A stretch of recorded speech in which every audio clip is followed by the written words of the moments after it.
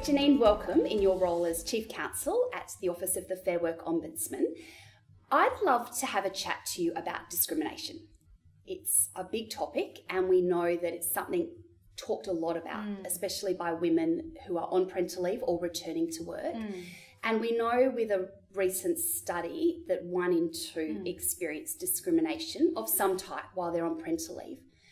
Can you talk to us about, discrimination and what it's all about? And So, what is discrimination? So, if we start there, if you look at the Fair Work Act, the discrimination is not allowed, and what you need to look at is the reason why someone has done something. So if you really kind of break it up, something detrimental has to have happened to an individual. So in the most extreme case, their employment has been terminated, for example, or they haven't been able to return to their previous role, or they've been demoted.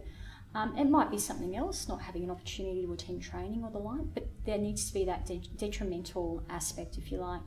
And it has to have happened for a reason which is prohibited. So those reasons are listed in the Act, and they include because a person is a woman, because she has caring responsibilities, for example, because of the person's religion, and so on. There's actually quite a number of different attributes which apply to discriminatory conduct which can occur. Yeah, so if we focus then on parental leave and returning to work, what are some of the most common forms of discrimination that you see occur? Yeah, well, that's a good question. For us as an agency, we've put before the court in the last 5 years 6 matters involving pregnancy discrimination.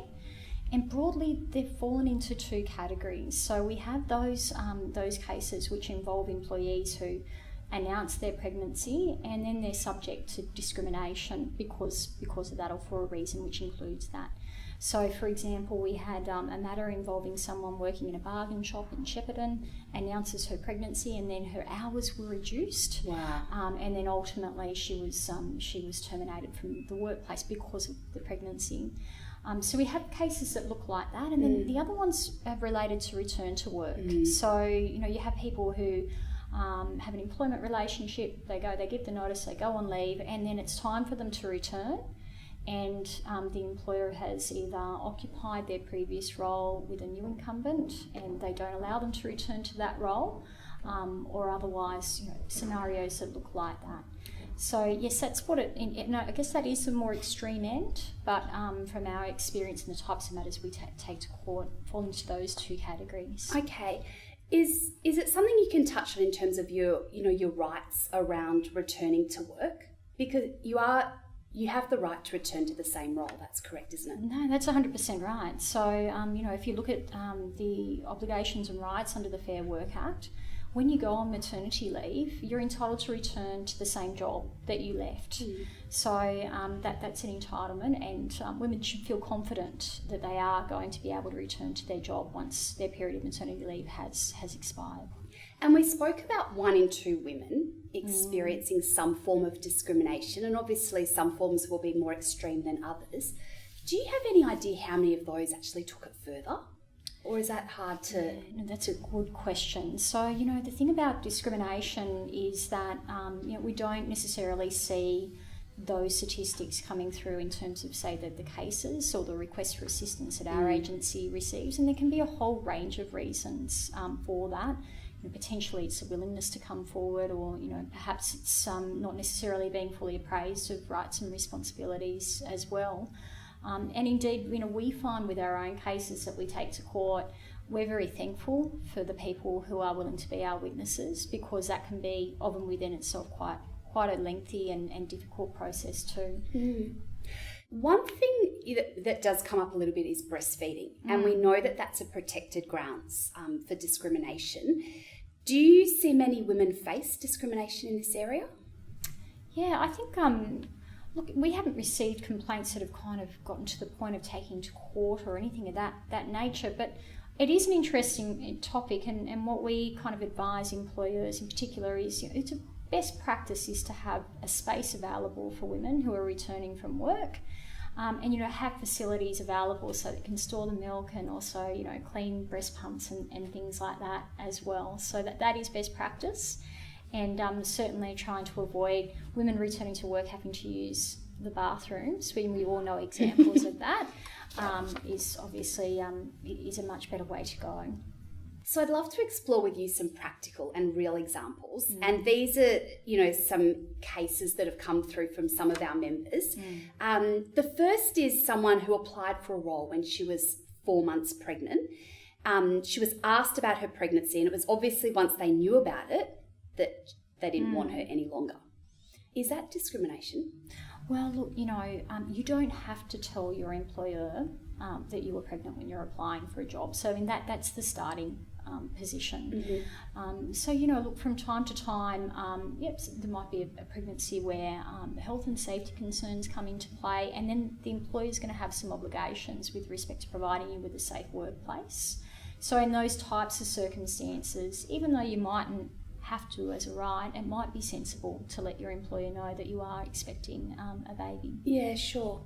The next one is, you know, we've touched on this slightly, but, you know, do you have to disclose in an interview that you're pregnant? No, you do not. Right, okay. So you should feel comfortable going to an interview if you're, you know, 4 or 5 months pregnant, and know that it's okay not to mention it. Absolutely, if you're able to hide it. Yeah, true. But Good point. There's absolutely no requirement for someone to actually disclose that kind of personal information when they're going through an interview process. Okay. What happens if your peers are promoted whilst you're on parental leave and you're not? What a great question. And we've all had that experience, haven't we? Not necessarily in parental leave, but just, you know, it happens. And I think, you know, with that particular scenario, I hate to sound like a lawyer, but probably need a bit more information to really get to the bottom of what's happened here. And really, you know, sometimes it's making that connection between what's happened and the reason for that. And, you know, with discrimination law and looking at pregnancy discrimination and carers leave discrimination, you really need to be able to show quite clearly that link between the attribute, or, you know, the fact that you are on maternity leave and the fact that you didn't get the promotion. So I'm sure that's not the case with your reader who's submitted this, but, you know, maybe that other person it was just their time, and you know, they were the better candidate with respect to a particular role, for example. And that's probably a perfect example where someone should pick up the phone and call the Fair Work Ombudsman. Absolutely, yes.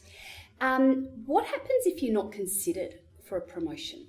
Yeah, that's a good question too. And, you know, we always go back to prevention, if you like, or, you know, a lot of this is about establishing relationships. And I think that, you know, one thing that I would advise women is when you're in a job and you're going on maternity leave, have a chat with your employer and let them know your ambitions, and that, hey, you know what, I'm on maternity leave, but if your role comes up, I'd be interested in coming back and or applying for that position. So can you keep me in the loop and let me know if something like that happens? And I think that sometimes it's that lack of communication which kind of results in misunderstandings in these types of situations arising. Yeah, I think you're spot on. And something we talk a lot about is setting those expectations and making sure you leave for parental leave having had the right conversation with your manager. And we really encourage people to even, you know, complete a parental leave plan. Absolutely. And be clear about what your expectations are when you're on leave. And if you go onto our website as well, we've got a whole bunch of information which can assist people and support them in that process as well. Yeah, but that is best practice. Yeah, terrific. Well, that's great. Thank you. Great to have a chat, whilst not a great topic to be talking about, but the reality is it does happen. And I think the important thing for our members is to know that, you know, the Fair Work Ombudsman is there, there's a support line, and if you feel you've been discriminated against, that you should act on it. Thank you. Thank you.